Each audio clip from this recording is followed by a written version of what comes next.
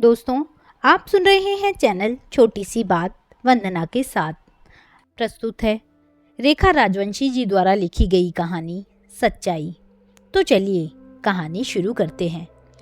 रमा के लिए यह बहुत शॉकिंग था। घर का माहौल इस तरह बदल रहा था कि वे कुछ समझ ही न पा रही थी।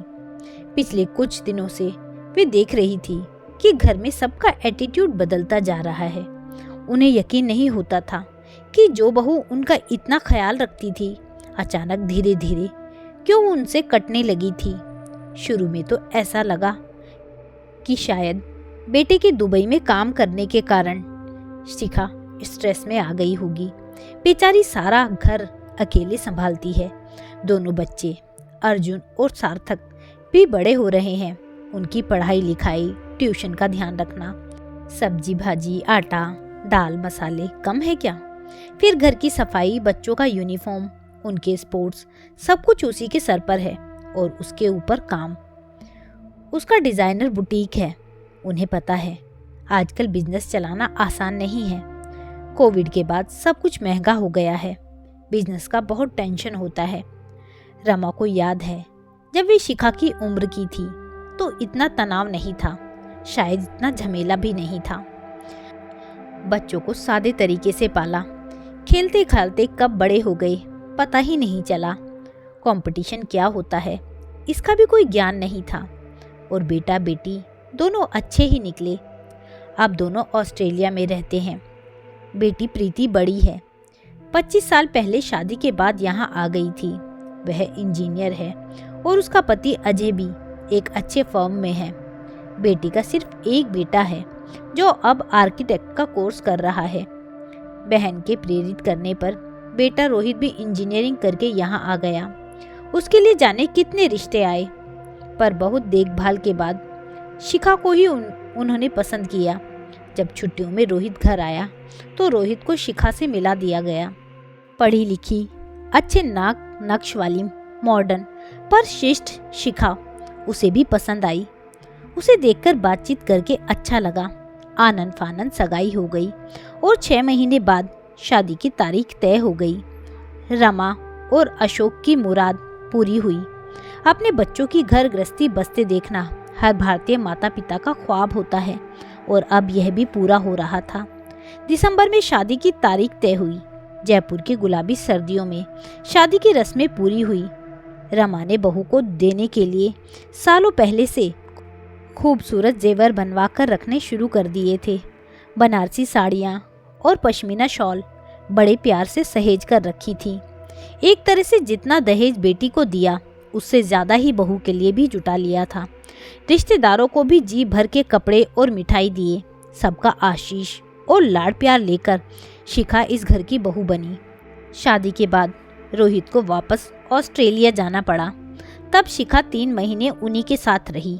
वह उनका बहुत ख्याल रखती। घर में 3 ही लोग और एक ऐसा रिश्ता जिसमें सब एक दूसरे का ख्याल रखते थे। रमा शिखा का ख्याल रखने की कोशिश करती और शिखा भी आगे से आगे बढ़कर घर का काम संभालने की कोशिश करती। दुर्भाग्यवश उसकी माँ की 2-3 वर्ष पहले ही कैंसर से मृत्यु हुई थी, तो शिखा ने रमा में अपनी माँ को ही देखा। अपना सारा प्यार उस पर और अशोक पर न्यौछावर करने की कोशिश करती। 3 महीने में वीज़ा का इंतज़ाम हुआ और वह रोहित के पास सिडनी चली गई। मम्मी पापा, आप प्रॉमिस कीजिए कि आप भी जल्दी सिडनी आ रहे हैं। जाते जाते उनसे वादा ले गई। हाँ हाँ ज़रूर आएंगे, पहले तुम जाकर हमारे आने की तैयारी तो करो, हंसते हुए अशोक ने कहा। और वही हुआ। घर देखने और खरीदने की प्रक्रिया में जैसे वे भी बराबर साथ रहे। रोहित वेबसाइट पर घर का लिंक भेज देता और वे बड़े चाव से उसे देखते। शिखा और रोहित ने आखिर 1 साल में अपना घर खरीद लिया। मम्मी पापा, अब तो आपको मुहूर्त पर आना ही होगा, अपना वीज़ा अप्लाई कर लीजिए। रोहित और शिखा दोनों उत्साहित थे। वीज़ा आदि की प्रक्रिया पूरी हुई और 3-4 महीने बाद अशोक और रमा ऑस्ट्रेलिया में थे। क्या सोच रही हो, यह लो गर्मा गर्म चाय हाजिर है, अशोक कह रहे थे। क्या सोचना, अब जो है सो है, रमा की आवाज़ में निराशा स्पष्ट थी। इतनी छोटी लाइफ में इतना कुछ सोचना। Take one day at a time. बेटी समझदार है। रोहित के घर से उसका घर बहुत दूर नहीं। कभी कभी वे उसके घर भी चली जाती हैं, पर शायद ही कभी उसने शिखा की कोई बुराई की हो। उन्हें गर्व होता अपने बच्चों के संस्कारों पर। अपने काम से काम रखते हैं। एक दो बार रमा ने अपने मन की पीड़ा प्रीति को बताने की कोशिश भी की, तो उसने कहा, माँ, आजकल बहुत परेशानियां हैं। बच्चों की पढ़ाई भी एक चैलेंज है। शिखा के ऊपर अकेले सब कुछ पड़ जाता है। आप परेशान ना हो, अपने आप में व्यस्त रहें, कहकर उसने तसल्ली दी। पर रमा इस उलझन का कोई सिरा नहीं पकड़ पा रही थी। अगर खुश नहीं हो तो वापस चलते हैं। वैसे भी हम लोग 17 साल से तो यहाँ रह ही रहे हैं। बच्चे अब बड़े हो गए हैं और हम आज़ाद हैं, कहकर अशोक हंसने लगे। पर रमा कुछ कहती इससे पहले ही गंभीर स्वर में अशोक बोले, तुम सच मानो या ना मानो, पर मैं तो भारत को बहुत मिस करता हूँ। कितनी अच्छी जिंदगी है वहाँ। नौकर चाकर, शॉफर, ड्राइवर, आया, नर्स, एक आवाज़ दो कि चाय हाजिर। मनपसंद बनवाओ और खाओ। कहते हुए अशोक ने ठहाका लगाया। फिर गंभीर स्वर में बोले, मेरे मित्र भी एक एक करके ऊपर जाने लगे हैं। देखो, पिछले साल दिनेश चला गया, हार्ट अटैक हुआ था। अब प्रमोद का भी कैंसर का इलाज चल रहा है। बचपन के यार दोस्त हैं, उनके साथ समय बिताने का मन है। मन तो कभी कभी रमा का भी होता है। शायद इसी आशा में जयपुर का बंगला बेचा नहीं अभी तक। हर 1.5-2 साल में जाकर 2-3 महीने रह भी आते थे। बाकी केयर टेकर था ही। इस बार सोच समझकर बोली, शायद यही बेहतर है। चलिए वहीं चलते हैं। इस बार बेटा आया तो अशोक ने कहा, रोहित, सोच रहे हैं कुछ महीने भारत रह आए। तुम्हारे चाचा भी बुला रहे हैं। बुआ बीमार रहती है। सब कह रहे हैं कि बहुत दिनों से नहीं आए। कुछ दिन वहां रहेंगे तो माँ का मन बहल जाएगा। अच्छा रहेगा। तुम भी बच्चों के साथ और शिखा के साथ कहीं घूमने जा सकोगे। ठीक है पापा, मैं टिकट बुक करवा देता हूँ, रोहित ने धीरे से कहा। रमा को आश्चर्य हुआ कि इस बार रोहित ने कोई प्रतिरोध भी नहीं किया। यह भी नहीं कहा कि अभी तो मैं आया हूँ, मेरे साथ कुछ दिन रहो।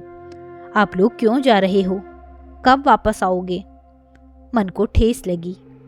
रमा सोचने लगी, शायद अब बच्चों को स्वतंत्रता ज्यादा पसंद है। देख रही थी कि कुछ महीनों से दोनों पोते भी उनको अवॉइड कर रहे थे। बड़ा पोता अर्जुन हेलो दादी दादी या गुड मॉर्निंग दादा दादी कह के निकल जाता। 11वीं कक्षा में पढ़ता था। परीक्षाएं थी, शायद इसलिए व्यस्त होगा। अब इस जमाने के बच्चे हैं, दादा दादी से क्या बात करेंगे। बहुत सारी चीज़ें हैं उनको व्यस्त रखने के लिए। आधे से ज़्यादा टाइम कंप्यूटर पर लगे रहते हैं। कभी वीडियो गेम खेलने में लगे रहते हैं और कभी अंग्रेजी म्यूजिक लगा के गाना शुरू कर देते हैं। वैसे भी इस उम्र में दोस्त ज़्यादा महत्वपूर्ण हो जाते हैं। स्कूल की एक्टिविटीज़ भी इतनी होती हैं कि घर वालों के लिए समय ही नहीं रहता। पढ़ाई और ट्यूशन का प्रेशर भी बहुत रहता है। आज की पीढ़ी सचमुच अलग है। भारत जाने की तैयारी शुरू हो गई। शिखा पैकिंग में उनकी मदद करती, बेटा उनको बाजार ले जाता। रमा सोचती रही कि शायद कभी पूछेंगे कि माँ जा रही हो, कब आओगी, पर किसी ने ना कुछ कहा ना कुछ पूछा। जाने क्यों उनको ऐसा लगा कि उनके जाने की खबर से उन्हें किसी परेशानी से मुक्ति मिल गई हो। वह खुश नहीं तो कम से कम रिलीव्ड दिखाई दे रहे थे। पर रमा तो सदा से काम में मदद करना चाहती थी। शुरू में तो जब बच्चे छोटे थे, गृहस्थी का आधा बोझ वही उठाती रही। अब बच्चे बड़े हो गए थे। शिखा उन्हें कुछ काम ही नहीं करने देती थी। प्रीति भी उनकी पसंद के कोई ना कोई व्यंजन बनाकर लाती रहती थी। रमा सोच रही थी कि सच में बूढ़े लोग इतना बड़ा बोझ बन जाते हैं या उन्हें अपने साथ रखना बुरा लगने लगता है। इतना मत सोचो, क्या फ़ायदा, खुद को हर वक्त जलाती रहती हो, अशोक कह रहे थे। जयपुर जाकर आज़ादी से रहेंगे। बहुत साल कर ली बेटे बहू नाती पोतों की गुलामी। रमा को जाने क्यों महसूस हुआ कि उनकी आवाज में भी उतना ही संतोष था जितना रोहित की आवाज में था। सच है, पिता और बेटा कोई भी एक उम्र में आकर दूसरे पर बोझ नहीं बनना चाहता। आखिर आज़ादी सबका जन्मसिद्ध अधिकार है। नाना जी, मेरे बर्थडे तक आ जाएंगे ना? प्रीति का छोटा बेटा अभी पूछ रहा था।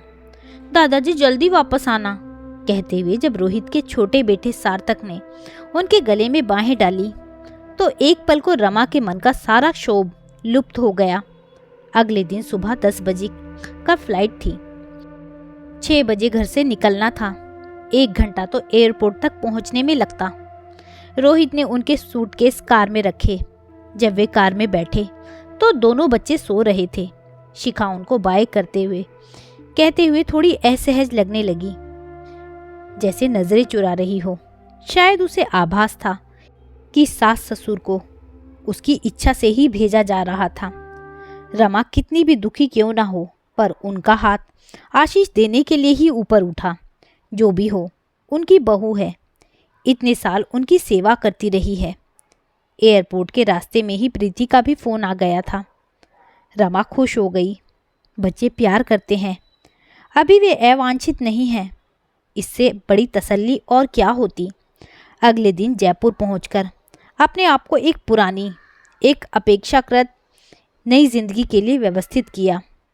पहली बार महसूस किया कि बच्चों से बेफिक्र होकर रिश्तेदारों और पड़ोसियों के साथ जिंदगी बिताने का लुत्फ कुछ और ही होता है। लगभग हर दूसरे तीसरे दिन बच्चों का फोन आ जाता। रमा सबको बड़े गर्व से अपने नाती पोतों के बारे में बताती, पर बहू और बेटे को लेकर मन में कहीं दबा हुआ आक्रोश अब भी था। कुछ महीने बाद उन्हें पता चला रोहित ने भी अपनी दुबई की नौकरी छोड़ दी है और अब सिडनी में ही किसी कंपनी के साथ कॉन्ट्रैक्ट कर रहा है। चलो अच्छा हुआ, पूरा परिवार अब इकट्ठा रह रहा है, अशोक कह रहे थे। जाने क्यों रमा को अब भी लग रहा था कि शिखा कुछ परेशान है। उनसे बात तो ठीक से करती, हालचाल भी पूछती, पर उनकी अनुभवी आंखें उसके चेहरे की मुस्कुराहट के पीछे छिपी उदासी पड़ सकती थी। उसे उदास देखकर कहीं मन में खुशी भी होती कि चलो शायद मेरी अनुपस्थिति का कुछ तो एहसास हो रहा है, पर फिर दूसरी तरफ उसकी चिंता भी करने लगती कि जाने क्या बात है। माँ का मन है आखिर। ऐसे ही 2 साल बीत गए। इस बीच बड़े पोते अर्जुन की HSC की परीक्षाएं थी तो रोहित और शिखा उसी के साथ व्यस्त थे। रमा और दिनेश भी अपनी जिंदगी में व्यस्त हो गए। पास का क्लब ज्वाइन कर लिया था तो बहुत से नए लोगों से भी मिले। अधिकतर के बच्चे विदेश में ही सेटल हो गए थे। उनसे अच्छी दोस्ती रही। रोज सुबह वॉक पर कोई ना कोई मिल जाता। उन्हीं के ग्रुप के साथ जाकर 4 धाम के दर्शन किए। वैष्णो देवी भी टूर पर हो आए। सप्ताह में 1 बार स्विमिंग भी कर लेते। रमा ने भी किट्टी ज्वाइन कर ली। हर माह किसी न किसी के घर जाना होता। सुख दुख में भी लोग हाजिर हो जाते। सभी महिलाएं अपने बेटे बहू बेटी दामाद की बातें करती। वे भी कभी कभार कुछ कह देती, पर बहू की बात होते ही उनका मन परेशान हो जाता। जितनी अपनी उलझन सुलझाती उतनी ही और उलझ जाती। आखिर शिखा ने उनके साथ ऐसा उपेक्षापूर्ण व्यवहार क्यों किया? पूरी जिंदगी जिस बहू पर वह नाज करती रही उसे वे समझकर भी ना समझ पाई। आज सुबह प्रीति का फोन आया। पापा, परसों की फ्लाइट से हम भारत आ रहे हैं। नहीं नहीं, आपको एयरपोर्ट आने की ज़रूरत नहीं है, हम खुद जयपुर पहुंच जाएंगे। प्रीति चहक रही थी। माँ से कहें बिल्कुल रिलैक्स रहे, खाने वाने की बिल्कुल चिंता ना करे। फ़ोन स्पीकर पे था। उसके आने की खबर ने रमा में नया उत्साह भर दिया। 2 दिन बाद रमा तड़के उठ गई। बेटी का मोह ही कुछ ऐसा होता है, अपने दिल की बातें उससे खुलकर कर सकती थी। प्रीति का फ़ोन आया था कि सुबह 10 बजे तक पहुंच जाएगी। जयपुर की सर्दी में गरम गरम मेथी के आलू के पराठे नाश्ते में बनाने का प्लान था। ताजे धनिए की हरी हरी चटनी और दही का रायता बनवाकर तैयार कर लिया था। बाजार से मिठाई और जयपुर के प्रसिद्ध मिर्ची के पकोड़े भी मंगवा लिए थे। डाइनिंग टेबल पर नए मैट्स लगे थे और चटनी अचार से सजी ट्रे बीच में रखी सबका मन ललचा रही थी। जैसे ही 9 बजे रमा की आंखें जैसे खिड़की से चिपक गई, कान दरवाजे की घंटी पर जा टिके। सुबह 9:30 बजे टैक्सी रुकी तो प्रीति और अजय उतरे। दरवाज़ा तो खुला ही था। दौड़कर बाहर गई और बेटी को गले से लगा लिया। बेटी दामाद अंदर आ गए तो सबके फ्रेश होने के बाद चाय के लिए डाइनिंग टेबल पर ले गई। प्रीति ने भी अपना हैंडबैग खोला और पापा और माँ की पसंद के Tim Tam biscuit, sesame seeds के बने स्नैक्स और चीज़ें आदि सब कुछ माँ को पकड़ा दिया। कितना ख्याल रखती है हमारी पसंद का, अशोक ने हंस के कहा। उसने शिखा के दिए बादाम, काजू और अखरोट के साथ स्वेटर और मोजे भी निकाल कर दिए। साथ में छोटा सा नोट भी दिया। जयपुर में बहुत सर्दी होती है, अपना ख्याल रखना माँ। रमा ने पढ़ा। बिल्कुल खुश नहीं हुई। अचानक उनके मन में आया, अब इन सब झूठे दिलासों का क्या फ़ायदा। कैसे भूल सकती थी कि किस प्रकार उनकी उपेक्षा की जा रही थी, कैसे उनसे पीछा छुड़ाने की कोशिश चल रही थी। गिफ्ट एक तरफ रख दिए। दोनों पोतों ने भी लिखा था, वी मिस यू दादी। मन थोड़ा द्रवित हुआ, पर फिर बेटे बहू का ख्याल आते ही उनके मुंह से निकला, हाथी के दांत खाने के और दिखाने के और। प्रीति ने आगे बढ़कर उन्हें रोक लिया। बोली, माँ पापा, आपको सब लोग बहुत मिस करते हैं। रोहित, शिखा, अर्जुन, सार्थक, सब। हर त्योहार पर आपकी पसंद का खाना बनता है। शिखा आपके सिखाए तरीके से पूजा करती है। इस नाटक की कोई ज़रूरत नहीं है प्रीति। हम दूध मुँहे बच्चे नहीं हैं। जब तक उस घर में हमारी ज़रूरत थी तब तक हमारे लिए जगह थी, हमारी इज्जत थी। सच तो ये है कि अब हमारी ज़रूरत खत्म हो गई थी। अशोक की आवाज़ में गुस्सा स्पष्ट था। तो अशोक भी? रमा सोचती रही थी कि उन पर इन बातों का कोई असर नहीं पड़ता था, पर आज पता लगा कि वे भी इस उपेक्षा से आहत थे।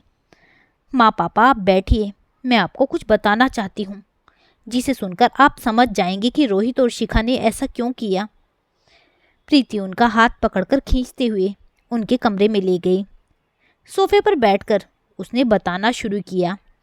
पापा मम्मी, शिखा ने आपका कभी अपमान नहीं किया। एक ऐसा कड़वा सच जो वह अकेले झेलती रही और आपसे छिपाए रखा। आप सुनते तो जाने क्या हो जाता। कहते कहते उसने अपना मोबाइल निकाला। माँ ये देखो तुम्हारे दोनों पोते। हाँ पापा, छोटे सार्थक ने हाइट खींच ली है। हाँ ये बड़ा ही है। अर्जुन, उसने अपने बाल बढ़ा लिए हैं और कान भी छिदवा लिए हैं। नहीं, इसने कोई फैंसी ड्रेस में नहीं पहनी है। सच तो यह है कि उसे कुछ साल पहले एहसास हो गया कि वह गलत शरीर में है। उसका शरीर लड़के का ज़रूर है, पर उसकी आत्मा लड़की की है। यह समझो कि एक लड़की लड़के के शरीर में पैदा हो गई। उसे लगता है कि वह लड़का नहीं लड़की है। सच तो यह है कि वह एक ट्रांसजेंडर है। शिखा भाभी ने उसे बहुत समझाया, पर कुछ हो ना सका। रोहित को भी दुबई की नौकरी छोड़कर सिडनी बुलाना पड़ा। पहले तो लगा आजकल शायद यह फैशन है, मार्डी ग्रा परेड का असर हुआ होगा। अर्जुन को बहुत समझाया, कुछ ना हुआ। फिर डॉक्टर और साइकोलॉजिस्ट को भी दिखा लिया, पर सबने कहा कि यही सच है। इस सच्चाई को स्वीकारना ही बेहतर है। जब रोहित और शिखा ही इस बात को स्वीकार नहीं कर पा रहे हैं तो आप लोग इसे कैसे स्वीकारते। इसलिए उन्होंने आपको यहाँ आने से नहीं रोका। रमा बेटी की बात सुन रही थी और उनकी आंखों के सामने पायल पहन, माँ की साड़ी लपेटे, लिपस्टिक लगाए, मुस्कुराता छोटा अर्जुन नाच रहा था, छम छम छम। अचानक उनका सारा गुस्सा आंसुओं में बहने लगा। पता नहीं यह उनके परिवार में पैदा हुआ अर्जुन के ट्रांसजेंडर होने का दुख था या शिखा के दुख को ना समझ पाने का। दोस्तों, यह थी एक प्यारी सी कहानी, एक सास बहू के प्यार को दर्शाती कहानी। कहानी के बारे में आपकी क्या राय है मुझे कमेंट करके ज़रूर बताइएगा। साथ ही यह ज़रूर बताइएगा कि मेरे द्वारा की गई प्रस्तुति आपको कैसी लगी। यदि कहानी पसंद आई हो तो कहानी को लाइक शेयर ज़रूर कीजिएगा। साथ ही चैनल पर अगर नए हैं तो चैनल को सब्सक्राइब करना ना भूलिएगा। कहानी सुनने के लिए बहुत बहुत धन्यवाद।